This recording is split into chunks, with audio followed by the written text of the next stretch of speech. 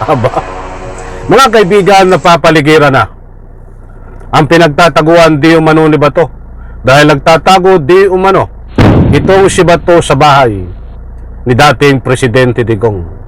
Kaya kanina pong madaling araw ay nagpunta na at nandyan na lumusob itong mga tao ni General Torre, mga kaibigan, upang umaksyon. Alright, welcome back to my YouTube channel. I'm Andes Vlog. Ito ho, breaking news. Nako, may huhulihin na naman itong si General Torre. Biglang nagpunta ang tropa sa pangunguna nitong si General Torre kasama ang Special Action Force diyan ho sa Davao. At saan ho nagpunta sa Davao? Sa bahay. Sa bahay ni dating Presidente Digong.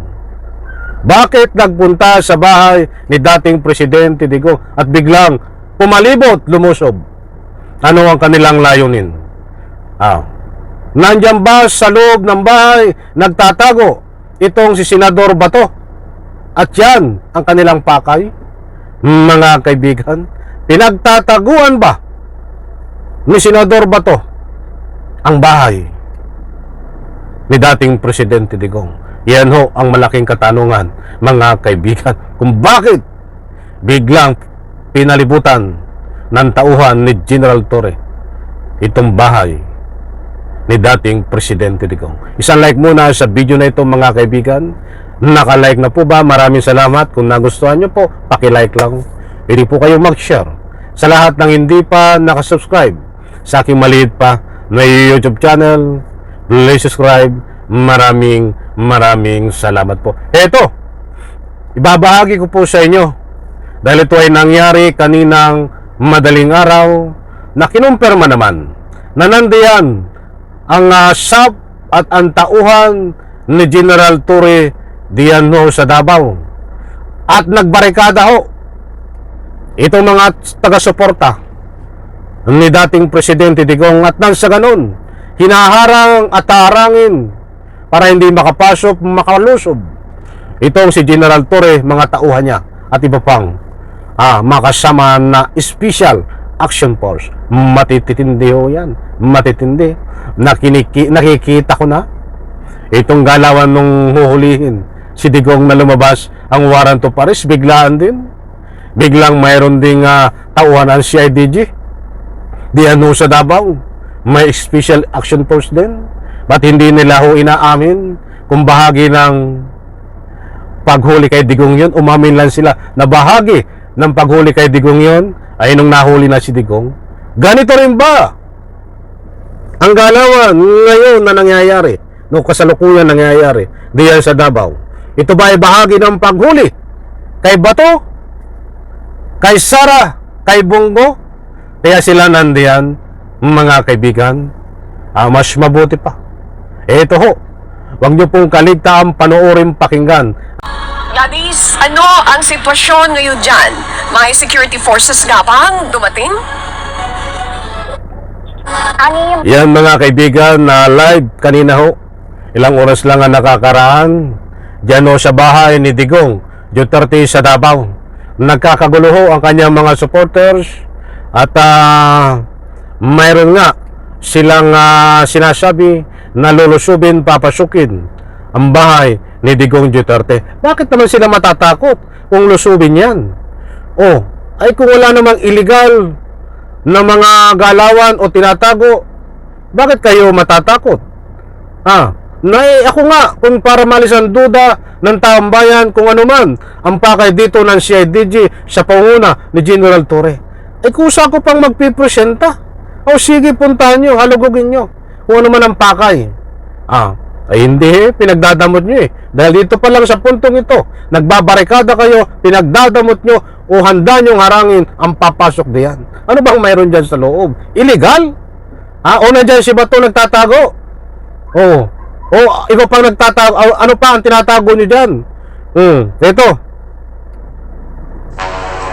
May ilang mga supporter ni former President Rodrigo Duterte ang piniling manatili at magbantay sa labas ng kanyang bahay dito sa Davao City dahil nga sa sinasabing gagawing raid o search ng PNP. Sinabi nitong naka-document ang lahat at kinukuha nila ang mga pangalan na sangkot. Ito ang naging pahayag ni Congressman Pulong Duterte. Nalaman ng mga Davaoenyo ang umano'y surprise raid sa mga bahay ng dating Pangulo mula sa Facebook Live ng isa sa mga supporter at volunteer. Ayan mga kaibigan, na buhat doon sa kanilang mga supporters, volunteer, ay magkakaroon daw po ng raid, surprise ang raid. But hanggang ngayon ho, parang naman hindi kayo mabiktima ng fake news. Wala pa po akong nakakalap na mga totoo, kung totoo o natuloy o hindi natuloy, mga kaibigan. Dahil ang binahagi ko pong ito sa inyo, ang kinukumpirma ko lang sa inyo ay nagbarikada itong mga tauhan ni Digong at kinumpirma din ni Pulong Duterte na mayroon talaga na speech ng mga tauhan ni General Torre, CIDG, may SAP. But ayon nga sa kanila ay lulusob sa bahay ni Digong Duterte. But hanggang ngayon po wala pong kumpirmasyon kung nalusob. Ay malay mo hindi yan ang pakay din yun. Hindi dyan ang pakay. Hindi isang taktika lamang. Ito pa ho mga kaibigan.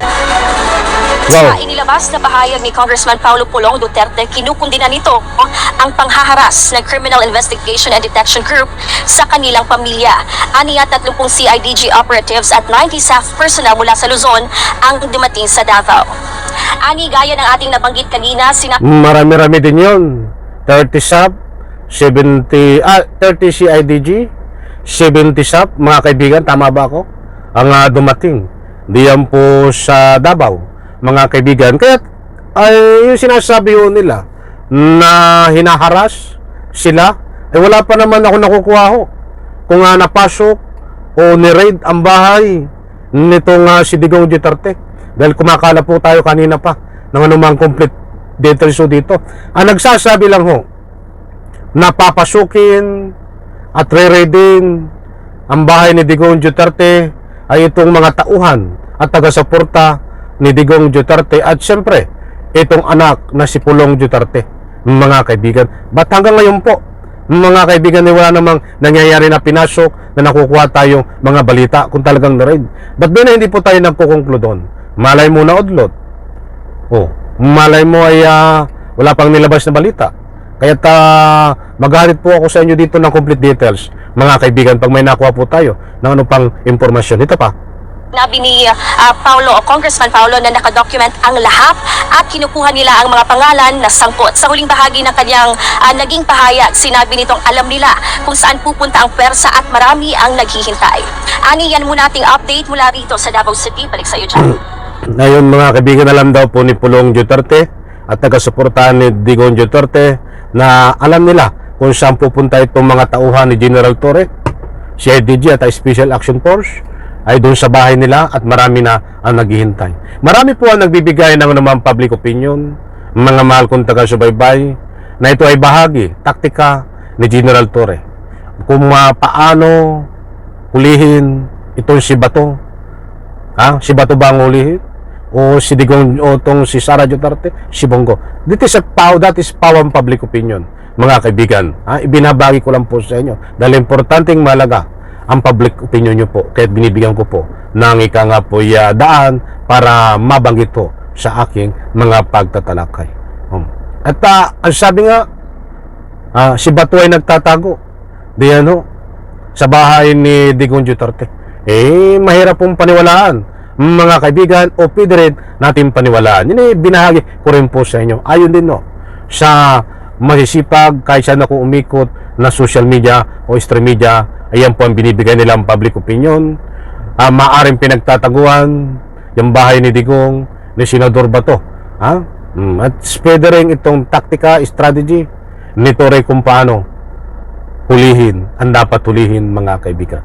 But yan lahat pong yan, binahagi ko po sa inyo, ay yung iba ho ay pawang public opinion ko, at yung iba ho ay nagbatay tayo dito sa binitawan na report ng UNTV. Maraming salamat QNTV. Muli po maraming salamat. Pagpalain po tayo lahat. Abangan po natin ito, mga kaibigan, kung ano pa ang latest update. Kung natuloy nga ba ang pag-raid dyan po sa bahay ni Digong o ano ang tunay na pakay sa bahay ni Digong, mga kaibigan. Kung bakit nandyan na sa Davao itong si General Torre kasama ang kanyang mga tauhan. Maraming salamat. Bye-bye. Palakpakan.